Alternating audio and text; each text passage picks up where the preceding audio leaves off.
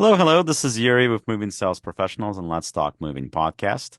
And today I've been putting this off for quite a bit of time since we hit 1 year anniversary of our podcast. So at this point, we're into episode, I believe it's 62 now and counting. Just want to review things, just let you know what's going on, talk about the industry and other things like that.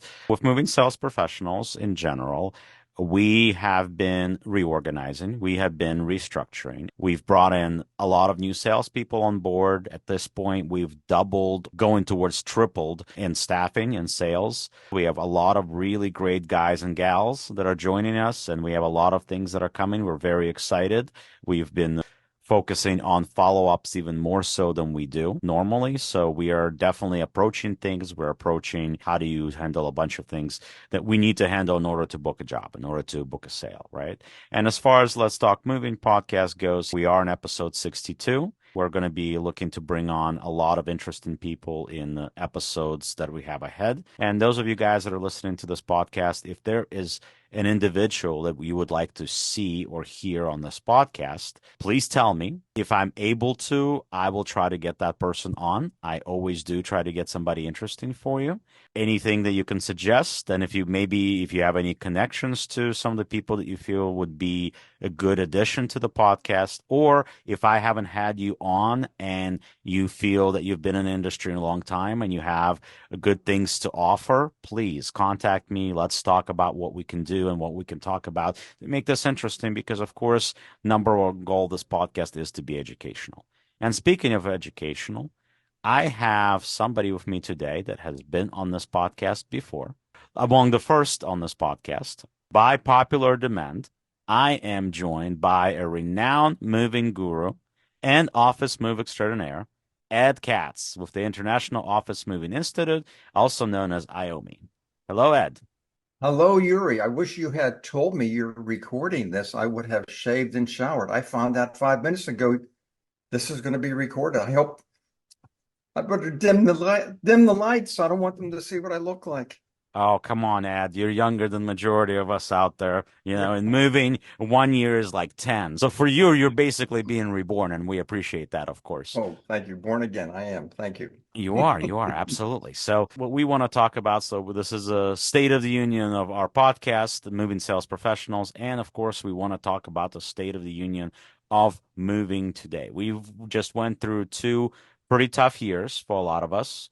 Some companies haven't made it through it, unfortunately. And then the rest of us are hoping to see a renaissance and come back into the new year and the new season with new hopes. Hopefully get this thing growing and get this back on board and get this exciting again, right? So, Ed, what is your general feeling of office movers household? You talk to a lot of people, you've been to a lot of events, a lot more certainly than I have in the past year.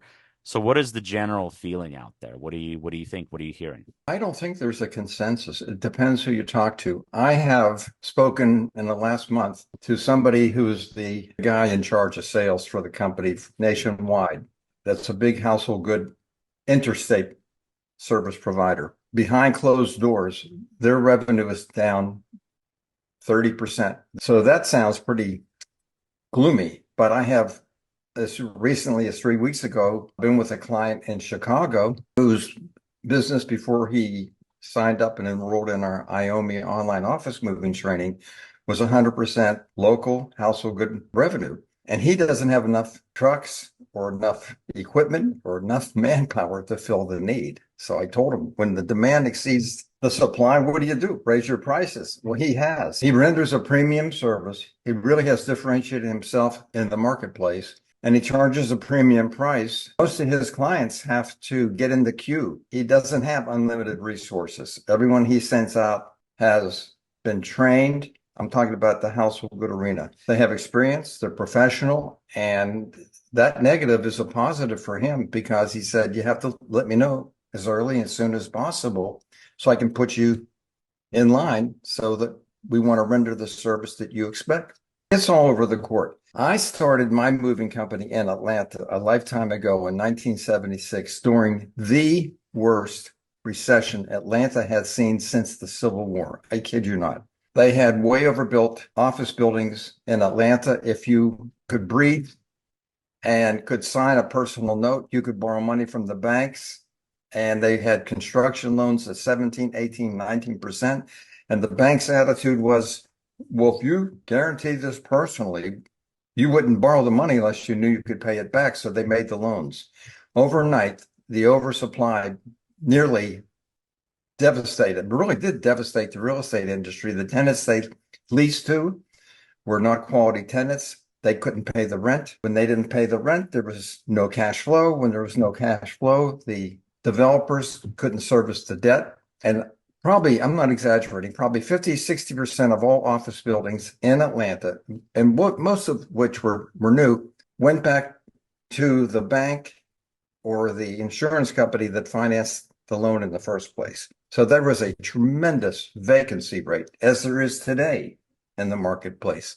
And the vacancy rate was probably 35, 40%. That's really high vacancy. Ed Katz doesn't know anything about business, knows very little about the moving industry, couldn't have picked a worse time to start a moving company, right? It turns out I courted building managers. I courted property managers, directors of property management, not brokers, not real estate brokers, not the leasing people, but the people that were responsible for the well-being of the building. And I went out and met as many of them as I possibly could. They liked what I had to say. As professional office movers, we would act like a guest in your house. We would not disrupt it. We would not destroy it. We would not damage it. If we did, we'd be accountable. All these things they want to hear. And they started giving free rent to the tenants that would move in. So here, the strong tenants that survived the recession would move from a C building into an A building, or from a B building into an A building, and didn't have to pay higher rent because the landlords wanted this thing called cash flow. The buildings that were, for the most part, taken over by the portfolio holders, the insurance companies and the banks that made the loans, their property management companies wanted cash flow. And there was a tremendous amount of moving because they wanted to fill up the space. Just like today, all these empty buildings, they'll pay for the move. They'll pay for the leasehold improvements. They'll give them 6 months, 9 months, a year free rent. They'll pay all the relocation costs. Think about that, just to get a good, stable tenant in their building. And that's why I think today everybody is doom and gloom. The sky is falling. What are we going to do? I'm telling you, this is 1976, early 1977 repeating itself. There's tremendous opportunity if you can court these building managers, get them to hire you. I didn't work for the tenants. I worked for the property management companies. They didn't ask me how much was it going to cost. They said, when can you move this tenant into my building? Think about that. So I'm excited. I think And we're that's having a rerun of history here. absolutely. And what the Ed is saying here, that 100% applies to household goods, not just office building. Like I've always preached, we need, whether you're a moving company or whether you do what I do, we need multiple streams of revenue. That would be it. Doing something creative, doing something that nobody else in your area is doing, or maybe somebody else is doing. But then, if you're doing what Ed is talking about and you're in a major city metro area, there's probably a bunch of these that you could make contacts with. And in a lot of cases, maybe you're the only moving company that's talking to them, but you gotta make the effort. And now for a word from our sponsors. If you're a moving business owner, you may have already heard of Moversville, an email marketing service that helps moving companies increase, repeat, and referral business. But have you heard of Moversville Connect? Moversville Connect is an incredible resource for all things moving. They feature an array of vendors and services that cater specifically to the moving industry. You can find companies that provide moving software, moving sales services, marketing services, moving equipment providers, and much, much more. Visit moversville.com today to learn more. The biggest problem that I find, I talked to one of my clients just the other day that's been in business for probably 22, 25 years, somewhere around there. And he's asking me, what can we do? I'm giving you everything that I can give you. And we're booking well. I can't say that we're not, but he's a local mover that's well known in the area.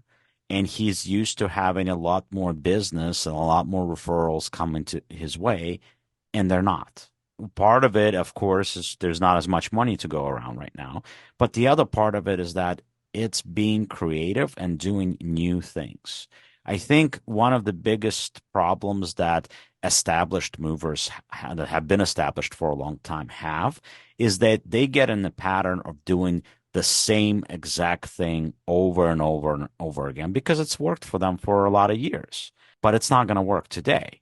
That's the problem. And a lot of them fail to accept that, to accept the new reality that there's new companies that are coming in the market that are focused on social media, that are focused on growth, that are making these connections, that are making these headways in the social space, whether it's Facebook or Instagram or anything else, LinkedIn, you name it.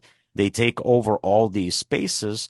And the older movers, the ones that still come, frankly, from the yellow page era, they're not used to jumping on these new avenues. And no matter how many times I tell them, you should try this, you should do this. Here's a moving company that does this. Check out what they do. Here's another moving company that does this. Check out what they do.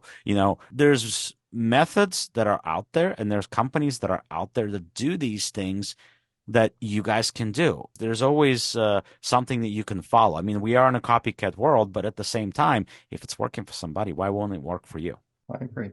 You asked me earlier before we got on the air if I were a residential mover, a household good mover, and I had to survive in this competitive arena that we're in right now, what would I do? And I have learned over the past 40 plus years of being in this industry, you've got to be perceived as rendering a premium service. So in return, you can charge a premium price and make a profit. What does that mean? Differentiate yourself. Well, if I were a residential mover today, I went through an experience not so long ago where the market was so insane in Atlanta. I sold most of my rental homes. And let me tell you something. I went through hell because I had to find a painter who was reliable, who would show up and do the job that he promised with his own employees, not some other contracting company. I had to find a company that would install new carpet. I had to make these homes look brand new so I could price them at a point where I'd made a nice profit. Find a cleaning service that would show up and be reliable and really do a good job. Here I am, 500 miles west of Atlanta in Madison, Mississippi. That's where I reside. And I had to get service providers for these homes in Atlanta where I couldn't be there every day. I live here, not there. And I had a lot of homes I was selling over several months, so I couldn't go there. I had to find painters, plumbers in some cases, landscaping people. So when I say I went through hell, I was overpromised and underserviced by all these service providers, all of them that I just mentioned. And I say to myself, that identifies a need for me. If I had been a local residential mover and I courted a guy like Ed Katz, who was putting a lot of homes on the market for sale and had to move furniture out and all that kind of stuff, just pretend, I'll bet that shipper, that prospect for me has a need, and that is they're going to want to make their house in move-in condition, really look great, curb appeal and all that. And they're going to go through the same problems that Ed Katz just went through. But what if I found painters? What if I found janitorial companies? What if I found landscaping companies? What if I found all these different vendors who really walked the talk, who were really great and really good and wanted to partner with me, and I could pull them into my relocation deal? Remember, I'm now a local residential mover. That's who I'm pretending to be. And I would say to my prospect, if you hire my moving company to do your move, your local residential move, we don't have our own in-house employees that can do all these related services that you need, but we partner with companies that do, and we'll oversee their work. And we'll give you one invoice instead of 5 or 6 from all these different service providers. And of course, what we would do if I were a local residential mover would be making sure that they were licensed companies with insurance, give me a certificate of insurance. If I'm going to act as a general contractor, which is what I'm talking about here, I'm going to run their invoice through my billing process, and I'm going to mark it up 20, 25%. I would be perceived as rendering a premium service because it would all be bundled together. It would minimize the trauma that these shippers are going through right now if they're going through what I went through. And I would have partners in these different industries that rendered a great service. And I would say to these partners, by the way, if you have any clients on your own, other than what I'm asking you to do for me, and you have an opportunity to pull a mover into the deal, I expect you to pull my service, my moving company service, into your deals. That's one way I would really differentiate myself. I don't know if it's realistic, but that's what I would do. Well, no, it's absolutely realistic, and I would even go a step farther. A lot of obviously moving companies have workers that work for them, and those workers may have side hassle, or, some side things that they do, whether it's in season or off season, or maybe they have relatives that do something like that. So in reality, if any of them do painting or any of them do house cleaning or any of them do any of that stuff, you can actually have it under your roof, under everything. And those guys make a little bit of more than they would have had. Plus, they get all this additional work, and then you charge for premium. You charge more than that. I just did that about a month ago. One of my clients added cleaning service. We did I believe it was a 3-bedroom house. We did a full deep clean with, washing the carpets and all that stuff. $850. Not a bad deal. Does your company need more creative marketing and ad campaigns to improve traffic and organic leads? Well, Moving Sales Professionals has a solution for you. We have partnered with social media marketing agency that has over 300 million views on their ads and videos across social media. And they have generated over $35 million for their clients over the last 10 years alone. Their services include content creation, social media ads, pay-per-click campaigns, website and funnel development, Google Ads, email marketing campaigns, lead generation, and much, much more. For limited time only, they have discounted rates for their services. Sign up for a free consultation call with us via our Calendly link on our website or below this video. I think you're right on the spot. I hired a guy who was a full-time fireman in the area where I had my homes. He would work 3.5 days full-time at the firehouse, and then he'd be off 3.5 days. He had on the side a pressure washing business. All my homes needed pressure washing, the driveways, the sidewalks, and all that, and the houses themselves. So he said, by the way, Mr. Katz, I also paint houses. I said, come on. And no, he said, I do. So I had him on my fourth house. I had him do the pressure washing. I had him patch the walls inside the house. I had him paint the walls inside the house. And I had him do some minor repairs. He was wonderful. But that's exactly what you just said. Jobs on the side. And those people are out there. And the guy was salt of the earth. Guess what? Fireman, drug tested. Believe me. No drugs, no alcohol. Great guy. And the only challenge was I couldn't get in line with him early enough. And I had to have patience before I could put the house on the market. I had to wait until he was available. My average cost in Atlanta, Georgia, this is about a year and a half ago, just to paint the inside of the house. On average, I paid between $4,000 and $5,000 per house. That's not chump change. That's a lot of money. So there's good money there to come in. And I'm sure that was like a year and a half, 2 years ago. I'm sure it's a lot higher today, right? Depending on the size of a home, but yeah. Right, yeah. And these homes were on average 12 to 1,300 square feet. That's not a big house, but that was the average house that I rented. So, just to give you an idea, these are other services that are wonderful that you could tie in. I had to fumigate all these homes. We had to make sure there were no critters crawling around. So there's a pest control service you could partner with.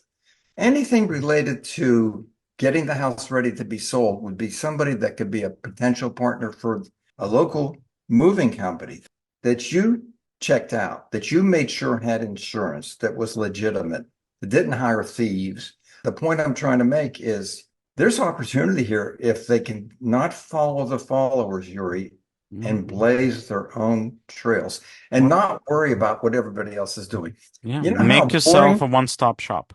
Right. You know how boring it is to go on Yelp, and every one of these movers I look at have the same perception. They all have 4.5 to 5 stars. What does that tell me?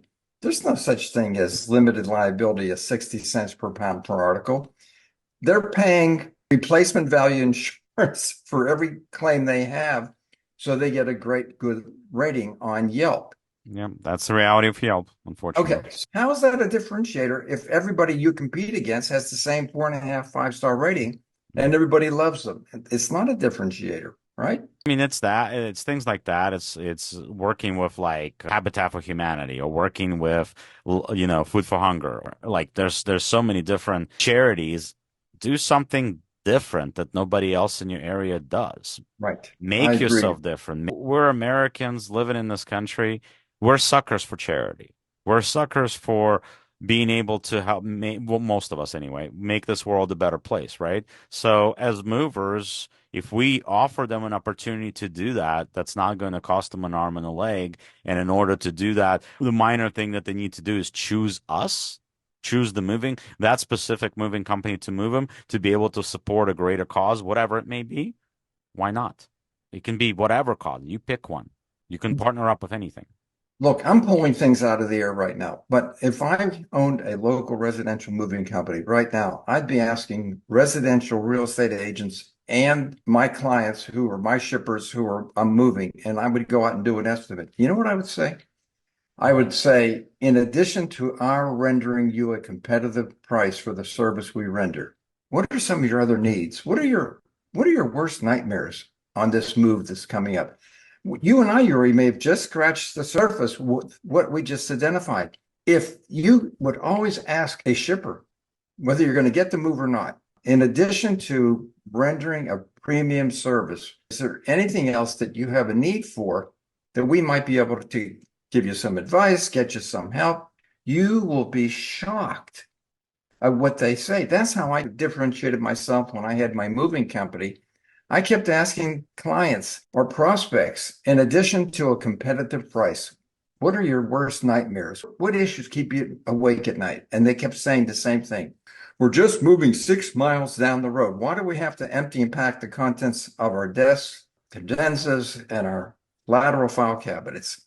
Now, I heard that for years. And when I didn't have to be competitive, said what all the other movers said. Well, we have to flip your desk up on its end to go through a narrow doorway or get on an elevator. If you don't empty it, it's going to blow up your desk. Or if you don't empty your lateral file cabinet and we go to tip it, put it on a four-wheel dolly, it's going to rack and torque and bend and the drawers will all stick. But then when I had to be competitive because the market changed in Atlanta, I said, oh my goodness, I'm going to lose my business. I can't compete against the big boys that have come to Atlanta to take over the market. I remembered what the client would say to me, why do we have to empty and pack the contents of our furniture? And that's when, and I give credit where credit's due, that's when I was given an open mind and I turned my life over to God. I really mean this. And I opened it up to prayer and I really prayed hard. And I had these visions of inflating airbags inside desk drawers so we could move the contents in the drawers instead of the contents and the drawers. So we inflated reusable miniature water beds. That's what they were. But instead of filling them with water, we filled them with air. Our clients could work right up until the time we arrived to do the move without shutting down a day beforehand and packing up the contents of their desks, their credenzas. They could work right up until the time we arrived to do the move because we would open the drawers and insert these miniature water beds, inflate them with air. So when we tipped the desk up on its end, nothing moved around, nothing fell out. Differentiator, perception, premium service. Lateral file cabinets. I invented the spider crane with two giant vacuum suction cups that we lowered over the top of the cabinet full. It weighed 900 pounds of a loaded 42-inch, 5 or 6 drawer high lateral file cabinet. We'd go in and dolly up their cabinets without tipping them, torquing them, racking them, or bending them, move them full safely. My point is this. I asked these prospects, I asked these shippers, I asked these clients, in addition to a competitive price for the premium service we render, what else can we do for you? All you do is identify the need and ask yourself, is there any way through a partner, a company that renders the service, or in-house ourselves, could we render that service? That's what we're talking about here, Yuri, right? Yeah, yeah. And of course, we can talk about this for a very, very long time. We're all on the same page here. But I think the question that is on a lot of movers' minds, especially going through the past 2 years, Is it going to get better? The marketplace, Yuri, is dynamic. It's changing all the time. And then you don't adjust your business model to fit those needs. You could wake up one day and be gone. I'll give you an example. We got 10 million immigrants coming across our southern border. Those immigrants are potential employees for moving companies. There's only one problem. A lot of them are not bilingual. I have clients who have said to me over the past year and a half, Ed, can you help us out? We have a potential to hire a lot of great employees, but they're not bilingual. They only speak Spanish. Have you ever thought of translating the mover helper portions of your training into Spanish? Last November, after hearing this for a year and a half, Ed Katz finally said, why not? So I hired a translator, and since last November, she has been working on translating and doing voiceover on a large portion of our online training. I don't know if you know this. We have different job classifications for different categories of employees. In other words, the salespeople take different courses than the movers, and the movers take different courses than new business development people. We have different courses for different job classifications, but the mover helper entry level, where these people are not necessarily bilingual, those three courses are being translated into Spanish. Just to make the point, why didn't I do it a year and a half ago? Well, first of all, I wasn't smart enough to come up with the idea, and I've heard it enough from enough clients of mine who have said it's now a need.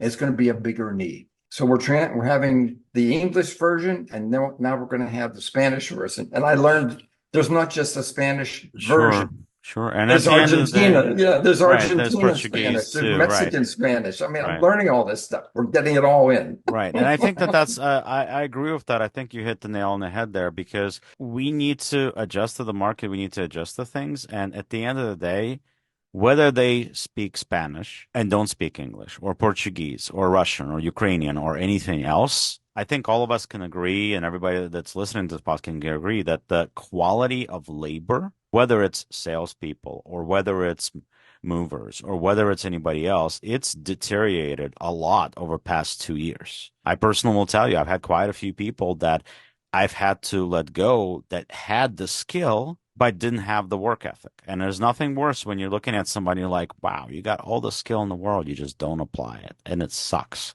So, like, I think we need to go those routes. We need to look at the ways, how do we make our services better? And at the end of the day, whether you own a moving company or whether you do what I do or whether you do what Ed does, it's the quality of labor that allows us to do what we do. If we don't have quality, what do we have?